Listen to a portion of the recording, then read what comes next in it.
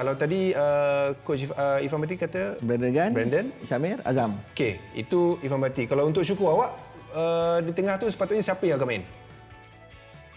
Kalau saya tetap nak di Paula main dulu.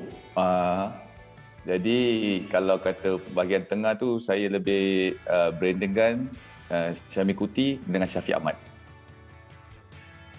Okey. Izwan, selain daripada tu awak ada apa-apa nak tanya Syukur? Ada. Saya rasa Syukur dalam tim kan waktu 2014 kali last menang dengan Vietnam. Yep.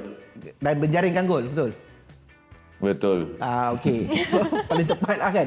So apa Vietnam ni, kalau pandangan Syukur dengan pengalaman, dengan pernah beraksi depan dengan Vietnam, saya rasa dari segi corak permainan ataupun dari segi intensity yang mereka akan tampilkan mungkin tidak jauh berbezanya. Jadi apa yang perlu Malaysia counter untuk memastikan kita wajib untuk mendapatkan 3 mata dalam perlawanan tu?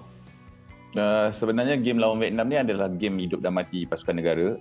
Bagi saya, pemain-pemain pasukan negara kena faham dan study juga sedikit permainan Vietnam. Kita tolak yang 2019 ke tahu apa.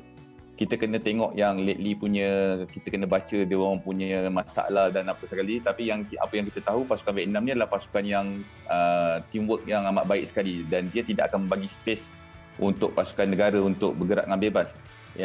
Inilah kita perlukan pemain-pemain yang ada agresif dan ada insting untuk pergi forward dengan cepat. Jadi saya rasa lawan Vietnam bukan satu tugas yang mudah, tapi disebabkan wajib menang ke atas Vietnam dan Thailand, jadi pemain harus lupakan apa yang sudah berlaku dan teruskan perlawanan menentang Vietnam dengan cemerlang lah. Okey, Wan. Sorry, Wan. Sebab saya teringat apa yang diperkatakan oleh Tan Cheng Ho pada PC.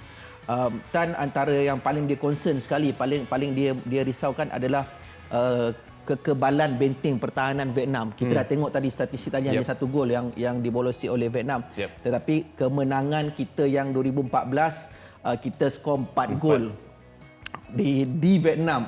Jadi mungkin Syukur boleh berkongsi sedikit macam mana untuk merobohkan benteng Vietnam ni. Sebenarnya bagi saya senang je. Pemain-pemain harus bermain untuk Coach Tan Cheng Ho dan untuk negara. Kalau kita tanamkan azam tu, kita ingin membantu Coach Tan Cheng Ho dan ingin menaikkan nama negara, saya rasa tak ada mustahil kita dapat mengatasi pasukan Vietnam. Seperti yang pernah berlaku 2014, pemain-pemain berjuang untuk negara dan ingin membantu Coach Dollah Saleh. Saya rasa benda ni harus ditanamkan dalam setiap pemain-pemain negara. Walaupun kita dikritik hebat, pemain-pemain negara dikritik hebat, tapi bagi saya mainlah untuk Coach Tan, pasal mereka dah bersama Coach Tan yang agak lama.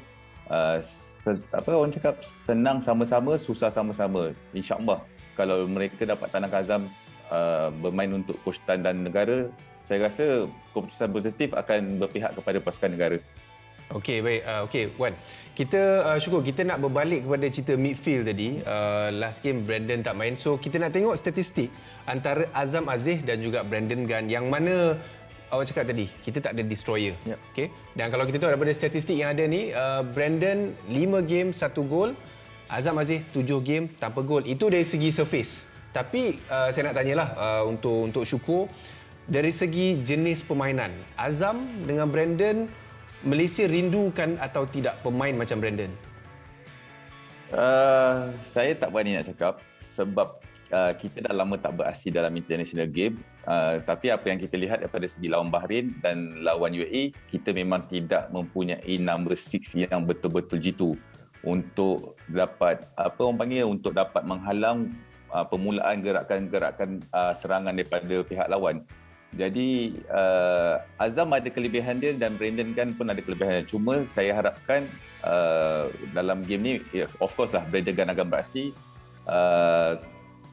Kalau saya minat, saya tetap kita akan ada 2, dia dengan Syamir Kuti, Syafiq Ahmad kat depan dia, dan Di Paula. Saya tetap Di Paula. Kita kena bagi peluang kat Di Paula walaupun dikritik hebat.